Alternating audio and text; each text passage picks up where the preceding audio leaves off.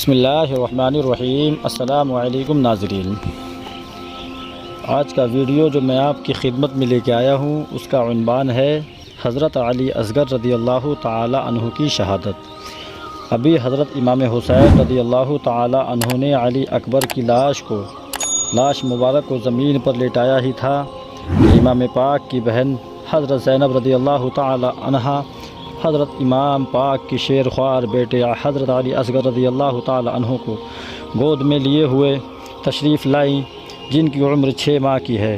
کہنے لگی کہ بھائی حسین، اب ہم سے علی اصغر کی پیاس دیکھی نہیں جاتی۔ بھوکی پیاسی ماں کے سینے میں دودھ خشک ہو چکا ہے اور یہ شیر و خوار بچہ پیاس سے بے تاب ہے اور تڑپ تڑپ کر دم توڑ رہا ہے۔ پھول جیسا حسین و رنگین چہرہ بھوک، پیاس اور گرمی سے مرجھا گیا ہے۔ اس کا رونا، بلکنا اور تڑپنا مچلنا دیکھنے کی اب ہمارے اندر تاب و طاقت نہیں ہے۔ اس لیے بھائی جان، میری یہ گزارش ہے کہ آپ اس ننھے بچے کو میدان میں لے جا کر جفاکاروں یزیدیوں کو دکھائیے، شاید ان سنگ دل کو اس بچے کی پیاس پر رحم آ جائے اور وہ چند گھونٹ پانی اس کو پلا دیں۔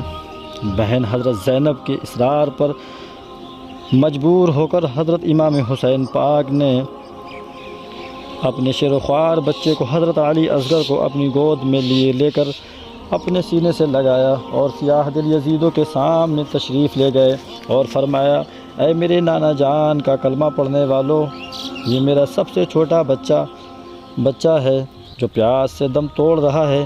یہ اپنے ننھے ہاتھوں کو تمہاری طرف پھیلا کر تم سے پانی کے چند قطرے مانگ رہا ہے۔ اگر تمہارے نزدیک مجرم ہوں تو میں ہوں۔ اس بچے کا کوئی جرم نہیں ہے، اس کو تو پانی پلا دو۔ دیکھو تو کہ پیاس کی شدت سے اس کی حالت کیسی ہو رہی ہے۔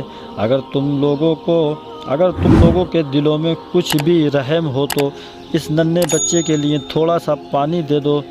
میں وعدہ کرتا ہوں کہ میدان قیام، میدان محشر میں تمہیں اپنے نانا جان کے ہاتھوں سے پیٹ بھر کر کوثر کا جام پلاؤں گا۔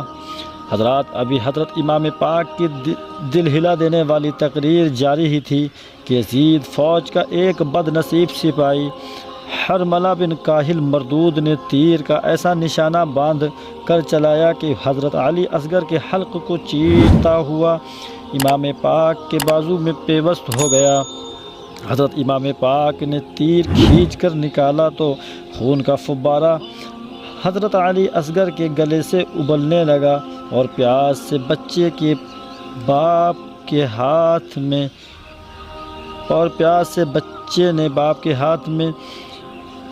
تڑپ کر جان دے دی اور ننھی سی لاش خون میں نہا گئی۔